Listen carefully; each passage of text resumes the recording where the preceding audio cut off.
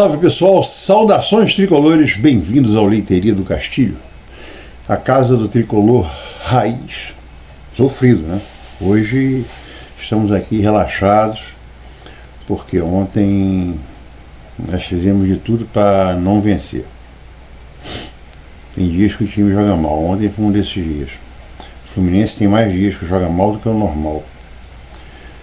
Mas vencemos, o mais importante é isso. E eu vou fazer uma análise bem rápida do jogo. Foi um jogo que no primeiro tempo é a análise mais curta do mundo. O primeiro tempo foi horrível, o segundo tempo a gente fez um gol. Acabou a análise. Acabou a análise. Fez um gol no último minuto. Como levamos um gol há umas 2 partidas atrás, aos 53 minutos, fizemos ontem também um gol chorado, difícil. Mas eu não vou comentar o primeiro tempo, porque o primeiro tempo simplesmente foi horroroso. Horroroso. O time não deu um chute para gol. Nem parece um time que ficou uma semana treinando. Antes de começar a falar, vamos falar da escalação. Porque eu acho que o Zubeldia ontem ele errou. Mas não na escalação agora. A escalação que começou o jogo, a escalação certa. Olha, a gente está sem um jogador que é reserva, que está contundido, que é o Keno. Está sem o cara que em 5 jogos se transformou no cara principal do time, que é o Lúcio Acosta, que está fazendo o trabalho de carga. Aquela para mim é palhaçada, tá? A única coisa que eu acho correto falar do Lúcio é que ele vem de uma liga que tem menos jogos, menos viagens não, porque nos Estados Unidos também se viaja muito, só que são por conferências. Aí você diminui muito as viagens quando você tem conferência. No caso do futebol, porque no caso do basquete não. O cara sai para um fuso de 3 horas de diferença. O cara sai de Boston e vai jogar em Los Angeles, pô. Ou vai jogar em Seattle. Não, Seattle não tem mais time, agora é o Oklahoma Thunder. Então, e joga dia sim, dia sim. E são jogadores de mais de 100 quilos, quer dizer, é um negócio que cansa. E a temporada da NBA não são 30 jogos, não. É uma temporada que começou agora, vai até março, mais ou menos, e os caras jogam 70 jogos. E jogo de basquete, vôlei, são jogos. O basquete ainda tem muito contato silencioso. Contato silencioso é quando o cara faz a falta e ninguém vê, e é uma pancada. Mas no vôlei e no basquete, o camarada tem o joelho detonado. No vôlei, o joelho e a articulação do braço. Aí vira bursite. Os caras ficam tudo velhos depois no final da vida. Tudo dolorido. Esporte alto nível tem isso. Quando chega no final da tua vida, o teu alto nível botou lá embaixo o nível. Mas ontem o Fluminense fez a escalação certa. O último vai jogar. Quem vai jogar naturalmente? O Lima. E dos últimos 4 jogos entrou 3 muito bem. No lugar do Lúcio. Então é o Lima. Não tem o Serna, chegou de viagem. O Serna não era para ter entrado de primeira. Mas de repente ele falou que eu quero jogar, foi. Mas quem viu o Serna ontem viu que o Serna estava morto, sem pernas. E não é comum o Serna estar sem pernas. Aí fez um ataque botou o Cano, porque ele acredita no Cano ainda. O ataque foi esse, Serna, Cano e Canóbio. Se tivesse sido Serna, JK e Canóbio, Serna, Eve e Canóbio, é o ataque que a gente tem. A diferença estava no Lima pelo Lúcio. Isso faz uma diferença brutal. E a gente não produziu absolutamente nada. Foi um jogo, o primeiro tempo foi horroroso. Era melhor não ter tido o primeiro tempo. Nem os caras jogaram, nem nós. Sendo que para nós é pior porque a gente estava jogando em casa. Chega o segundo tempo, o time continuou uma porcaria. Aí aos 13 minutos o Zubeldia chamou o Fuentes, graças a Deus, para colocar no lugar do René, que já vem mal há algum tempo.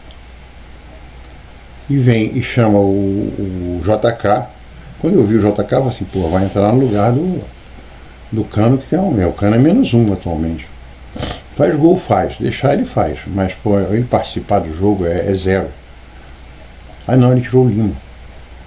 Eu falei assim, esse cara vai num 4-2-4, É uma coisa muito perigosa aí no 4-2-4. Mas daqui a pouco ele vai colocar o Lescano, porque era o único homem de meio de campo que ele tinha no banco. E a torcida muito ansiosa para ver ele entrar. Aí o jogo foi passando, quando dá 30 minutos ele chama o Riquelme e o Soteldo.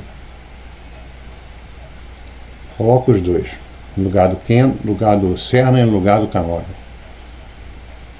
O time faz uma pressão, aumenta a pressão.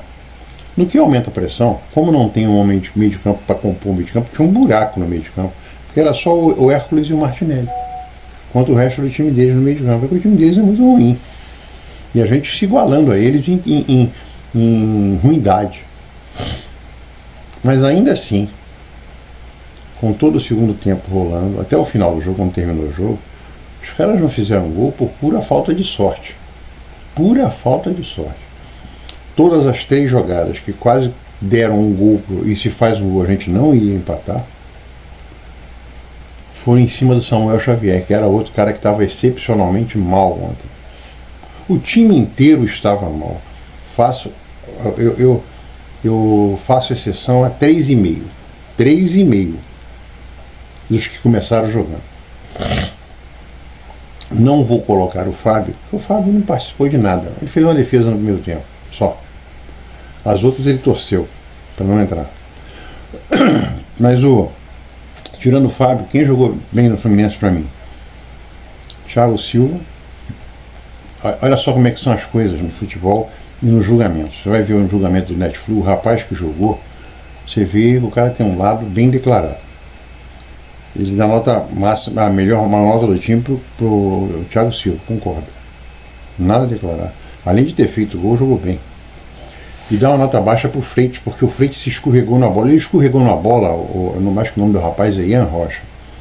Porque o Thiago Silva passou uma bosta de bola para ir atrás dele. Aí ele quis voltar e escorregou. Se essa bola é ao contrário, ele dando pro Thiago Silva, o teu julgamento é falar assim, porra, passou uma bola errada pra cacete. Então, mas deu tempo de ser corrigido, mas foi uma bola muito mal passada do Thiago Silva. Quem estava no Maracanã viu. Foi terrível. Quem estava no Maracanã estava na leste inferior. Viu direitinho, é um pavor que deu. Aí você vai ter mais. Teve o Freitas e o Thiago Silva, ganharam todas, não perderam nenhuma. O Martinelli e um pouco do Hércules. O Hércules ontem oscilou entre jogadas bobas e jogadas boas. Era só tirar um B, colocar um B ou tirar um B, bobas e boas. O resto do time foi horroroso. Estou falando do time que entrou em campo. Serna completamente confuso, trocado. Canóbio, o pior do jogo. O pior do jogo foi o Canóbio. Apesar dele ter uns fãs aí, ele tem muita raça, corre muito, isso ele não deixou de correr ontem não, mas ele errou absolutamente tudo. Até bolas que era para ele sair jogando na nossa defesa, ele fez falta. Foi muito bem substituído. Aí quem entrou? Entrou o JK. O JK entrou com muita vontade, tentando abrir espaço para chutar, chutou 2 bolas, mas não tinha ninguém para jogar com ele. Porque o certo era ter saído o Cano e entrado o Lescano. Não foi feito isso. Entrou o Fuentes, muito melhor do que eu. Fez uma grande partida? Não, está longe disso, mas muito longe. Mas é melhor do que o Fuentes, é muito melhor do que o René. Só para começar, a primeira bola que ele pegou hoje foi na linha de fundo. Ele é um cara que gosta de participar do ataque. Perdeu umas bolas bobas, mas isso aí também você pode colocar por falta de ritmo de jogo. O cara não joga tem mais de mês. Muito mais do que mês. É a primeira vez que ele está jogando, se não me engano, com o Zubeldia. Então, ele entrou legal, muito melhor. Ele pode render infinitamente mais do que ele rendeu ontem, mas foi melhor do que o René. Aí no meio de campo não entrou ninguém. Entrou o Riquelme. O Riquelme entrou aos 31 minutos do segundo tempo. O Riquelme, tirando uma falta, que era pro cara, aquele Alain Ruschel, o Serna saiu porque ele levou uma pregada desse cara, Salvar mancando.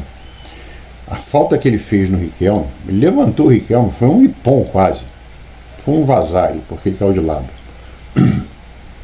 Mas ele foi no pé dele, pegou no pé, machucou.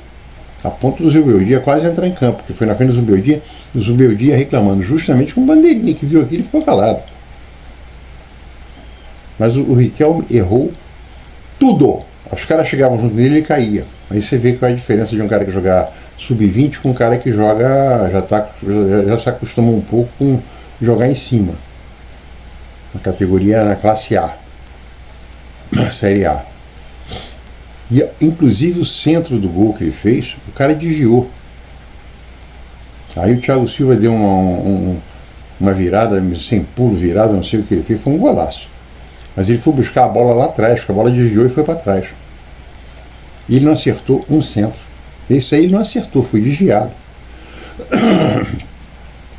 Então, vamos falar do outro. Quem foi o outro? JK já falei. Soteldo. Vou falar uma coisa aqui que nós não gostamos do Soteldo. Ponto. Por quê? Porque o Soteldo foi uma contratação caríssima, imposta pelo Renato. Essa é a grande realidade de tudo. O Soteldo foi imposto pelo Renato, que hoje não está mais no time. E jogou todas as partidas muito mal. Aí juntou a fome com a vontade de comer. Vamos vaiar esse cara. Agora, dos 4 caras que jogaram pelo lado do campo, Serna, Canóbio, Riquelme e Soteldo, o Soteldo foi o melhor. Mas foi o melhor disparado. O Soteldo pode ser um jogador bem útil. Se ele parar de vaiar o cara e se ele aprender a centrar. E se ele se entusiasmar, porque ele passa fácil. O Soteldo tem um drible fácil. Ontem o lateral direito está procurando ele até agora. Porque ele passou absolutamente todas pelo marcador dele. Só que centrou todas mal. Mas o Riquelme não passou nenhuma e centrou todas mal. Serna, idem. Canóbio, o Canóbio foi o pior. E a gente achou um gol no final do jogo. Estava falando aqui das bolas que os caras perderam, foram todas elas na meia esquerda, onde joga o Samuel Xavier. A primeira bola foi uma bola que o cara limpou para dentro, e o cara cruzava de pé direito, né? Ele deve ser destro. Ele corta para dentro, que nem o Riquelme, ele corta para dentro para jogar com um pé bom, que é o pé direito. Um camarada, ele não chegou por isso aqui, ó, na cabeça. Se encosta a cabeça, ia ser gol. Jogada pela esquerda deles. Depois teve a bola que ele limpou, jogou para trás, o cara deu um canhão, bateu na trave. Quase bateu no Fábio. Se bate na trave no Fábio e entra, ia ser o cúmulo da falta de sorte. E a última bola, que o Riquelme pediu uma falta, que não foi. Aí o Riquelme voltou para marcar, chutou prensado com o cara, tanto que o cara deu escanteio. A bola quase bateu no pé da trave. Nessas 3 bolas, a que bateu na trave, essa que quase bateu na trave, no pé da trave e saiu, e aquela que o cara quase bateu a cabeça, ao Fábio só restou torcer. Mais nada, não dá para ele fazer nada. Chances igual a essa nós não tivemos nenhuma. Nenhuma. Tal do Jandrei não fez uma defesa. Ele não fez uma defesa, mas depois falou merda em cima de merda, mais merda. A entrevista desse rapaz, eu vi hoje de manhã, para Amazon Prime. Pô, devia ser multado. Aliás, o time do Juventude tinha que ser multado. Eu tenho que ter uma pena para o time do Juventude pesada. Porque o juiz terminou o jogo, não estava terminando. Os caras estavam saindo de campo. Tá certo, o cara deu até 8 minutos. A gente fez um gol aos 8 minutos. Nós fizemos um gol aos 52 para 53 minutos. Era para ter terminado o jogo ali. Já acabou o tempo. Os caras estavam saindo reclamando, eu não sei de quê. Só para falar para o Jandrei, se ele só sacrifica chegar a ele, já colocaram aí a contagem de tempo. Ele demorou 10 segundos para bater a bola. 10. Ele estourou o tempo em 2 segundos. E só para você, meu amigo, que falou ontem asneira em cima, e defecou pela boca desarranjado, foi um piriri. Falou que é prejudicado, ninguém é prejudicado mais do que o Fluminense, seu babaca. Agora você tem que ver, se eu não estou errado, foi Fluminense e Vasco, primeiro turno. O Fábio foi punido com isso, com esse escanteio. O Fábio foi punido. O juiz foi lá, apontou para ele, 5, ele continuou, escanteio. Então, o que você fez? Ontem o próprio Fluminense já foi punido. Foi no primeiro turno, se eu não estou errado, Foi um jogo de dia, não foi à noite o jogo. Eu acho que foi Vasco. Ele foi punido e foi escanteio contra o Fluminense. Então, cala a boca, cara, e tentar jogar um pouco melhor, que tem um goleiro que já rodou pra cacete, é um goleiro de quinta categoria. De qualquer maneira, segunda-feira tem um jogo super encardido. Vasco. Se o negócio do Lucho é controle de carga, puta, eu não aguento ouvir isso, cara. Controle de carga, puta. Até 1980, 85 eram 80 jogos, 80, muito mais do que joga agora. Os campos eram horrorosos, os campos eram muito ruins. Não tinha esse negócio de poupar, não. Eu jogava os 80 jogos se desse. É só a gente se lembrar do Conca, em 2010. Só lembrar do Conca. Jogou os 38 jogos, não levou 3 cartões amarelos. Apanhava pra caramba. Não teve controle de carga, não teve porra nenhuma. Eu só entendo o Lúcio não estar jogando pelo tal controle de carga, porque ele está vindo de uma liga, mas uma liga completamente diferente. O cara joga 40 jogos, 40, acho que 35 jogos por ano. O time brasileiro da Série A joga o dobro. Então o cara realmente tem que estar preparado para isso. Sente, concordo. Agora, e também o Fluminense ter vencido ontem e ele não ter jogado, teve uma coisa que foi boa. Ele poderia ter levado o 3º cartão amarelo ontem, né? Não levou, quer dizer, não jogou, não levou. E a gente vai encarar o Vasco. E ele é fundamental para fazer o time jogar rápido. Eu espero que no próximo jogo, se tiver que fazer uma substituição, sai o Lúcio, entra o Lescano. Para mim, o Zubeldia ontem deu muita sorte. Primeiro porque jogou no 4-2-4, que isso é coisa de maluco. É porque o time deles é horroroso. Porque a chance que eles tiveram foi de chance de chute. Não foi assim, porque estava um buraco no meio de campo que dá pena do Martinelli e do Hércules correndo contra 3, 4 ali no meio. Então o Zubeldia não pode cair nesse erro. Eu não vou colocar outro cara atacante para ficar num 4-2-4 e deixar o meio de campo exposto.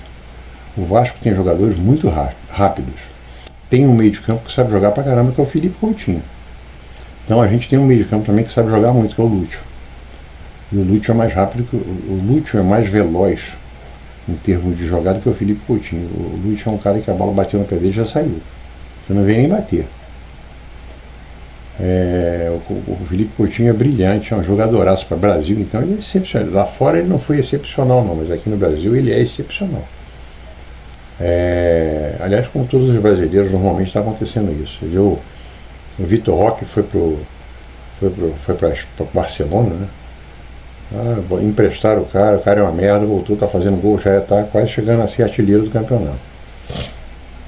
Então esses caras que são reserva lá, voltam para cá, aqui eles estão em outro nível, né? Um nível acima. E esse Lúcio é um jogadoraço. E o Felipe Coutinho também. O Felipe Coutinho tem que ter cuidado com aquele Nuno, alguma coisa, e com o Ryan. Se bem que se a gente tiver um dia inspirado, eles também têm que ter cuidado com o nosso time, é bem melhor. Do meio para frente é bem melhor. Martinelli, Hércules, Lúcio, Serna em bom dia, não é em grande dia, não, em bom dia. O JK correndo e o Canóbio lutando. É um time para ser também, fala assim, temos que ter cuidado, senão a gente vai tomar. E vai mesmo, se Deus quiser vai. E se o Fluminense vencer, eu falei isso no último jogo contra o Mirassol. Já demos a Deus, mas Deus porra nenhuma. O Mirassol tem um jogo a mais que a gente, está com 48 pontos, se não me engano. 49 pontos. E a gente tem um jogo a menos. Se nós ganharmos o nosso jogo a menos, ficam 6 pontos mais ou menos para o Mirassol. Nosso jogo a menos é Ceará aqui. Se a gente ganhar esse jogo, se a gente não perder para o Vasco, se a gente não perder para o Internacional, tem que ganhar aqui, tem que ganhar. A gente tem um jogo depois contra o Ceará lá, é um jogo encardido. Mas de qualquer maneira a gente tem um jogo a menos com o Mirassol e depois pega o Mirassol aqui. A gente pega o Mirassol aqui. A gente pega o Bahia aqui. Bahia e Mirassol são 2 times que a gente pega aqui em casa.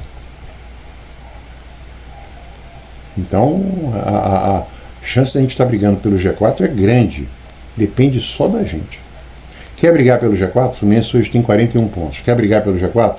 Faz de 58 pontos para cima. Vai brigar pelo G4. 58? 58 e 60. Agora, os rebaixados, para mim, já tem 3 garantidos. Nesse momento, o Juventude está com 28 jogos. Faltam 10 jogos para o Juventude. O Juventude está com 20 e poucos pontos. Falta ponto pra cacete. Quem for rebaixado esse ano, o último, quer dizer, o primeiro da linha que é rebaixado, quer dizer, o 17º colocado, de repente ele com 42 pontos sai. Se bem que o Santos venceu, o Vitória, para mim, Sport já está rebaixado, Juventude já está rebaixado e o Fortaleza já está rebaixado. O Juventude ainda vê ao longe, está nadando no meio do mar, ainda vê ao longe uma ponta que ele imagina que deve ser uma ilha para ele chegar. Mas é uma pontinha que pode ser uma miragem também. O Vitória está brigando. O Vitória venceu ontem o Bahia. O Vitória está brigando para não cair. O Vitória é o 4º, é o 17º hoje, mas tem grande chance não. O Vitória tem chance de não cair. Aí vai brigar ali com o Internacional, com o Santos, com o Corinthians. Mas quem fizer 42 pontos está livre. 41 está livre. Sem brincadeira. Porque eu nunca vi 3 times em 4 estarem já garantidos que vão cair. Aliás, uma coisa errada no Campeonato Brasileiro é isso. Nos campeonatos nós copiamos tudo deles, lá de fora, da Europa. Tudo. Só que na Itália, na Inglaterra, na Espanha, na Alemanha e na França não caem 4. Caem 3. E não caem os 3 automaticamente, não. Caem 2 automaticamente, quer dizer, cai o 20º e o 19º. O 18º joga uma partida contra o 3º colocado do outro time, para ver quem é que fica. Eu acho isso bem mais razoável. Ou então cai 3 só. Porque o Campeonato Brasileiro tem muito time razoavelmente bom. Então você pode penalizar um cara e depois fica difícil para ele voltar. A Argentina fez diferente. Depois que o River Plate caiu, porque o River Plate caiu, eles fizeram lá aí o River Plate voltou. Quando o River Plate voltou, eles fizeram lá um ranking, não é um ranking junto com o handicap. E o time pode terminar o último de repente não cai, por causa do ranking e do handicap. Fizeram para proteger esses grandes times, né? Acho que não pode ser assim. Mas você fazer como na Inglaterra, já que a gente copia tudo, todas as coisas ruins, a pior coisa para mim que existe no futebol brasileiro, tem 3 coisas que eu acho de um ridículo que não tem mais tamanho. Primeiro, aquela entrada em campo. O juiz pega aquela bola, vai andando, parece o supra-sumo da sabedoria e da autoridade. Os jogadores que não os panacas ali. Pô, bacana é entrar segurando a porra da bandeira com talco voando. Tem nada que cantar, é talco, muito talco. E entrar com a bandeira. Entrar cada time de uma vez. Para as torcidas se manifestarem. Isso é a primeira coisa. Segunda coisa é ser campeão, a explodir aquela coisa que ela levanta a taça, explode igual na Europa. Babaquice isso. E a terceira coisa é esse negócio de cair em 4. Copia tudo, então cai só 3. E se bobear faz 3 exatamente como eu estou falando. Eu não estou inventando não, isso é assim na Europa, pô. Já que a gente copia tudo, faz assim. A única coisa boa que a gente está trazendo da Europa agora é a partir do ano que vem a CBF está pagando aquele VAR, aquele impedimento semiautomático, que é na hora. É só de se lembrar daquele pênalti que o Cano sofreu contra o Manchester, e a gente podia empatar o jogo ali, na mesma hora está impedido. Aí foi ver a unha que ele não tinha cortado, estava na frente. Então estava impedido. Eu acho que isso é uma coisa boa. Embora para mim a lei do impedimento, já falei 1000 vezes, estão testando na Europa, eu falo isso desde sempre, desde a época do Orkut. Só pode ter impedimento quando não existe interseção entre os 2 jogadores. Se tiver assim, a linha passar no meio, não tá, aí está impedido. Mas se tiver o pé, se o calcanhar do cara que é o atacante estiver atrás e o pé da frente do defensor estiver junto e estiver tendo essa interseção, não tem impedimento. É gol legal. Contra ou a favor, não interessa. Tem que ser assim. Aí quando for jogos daquele time da Globo, para mostrar que tinha um impedimento, que não tinha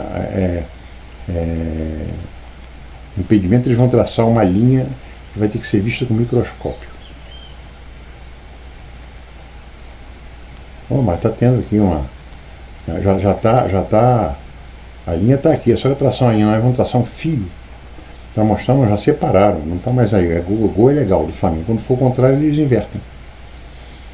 Faz uma mudança, bota o pé do cara. Pronto. É isso aí. Falou, gente. Saudações tricolores. Bom início. Boa quinta, já é um pré-início de final de semana. Esse final de semana a gente não joga, a gente joga na segunda-feira. Eu espero sinceramente que o Fluminense vença, porque vamos vencer um adversário que a gente vai encontrar com eles na semifinal da Copa do Brasil.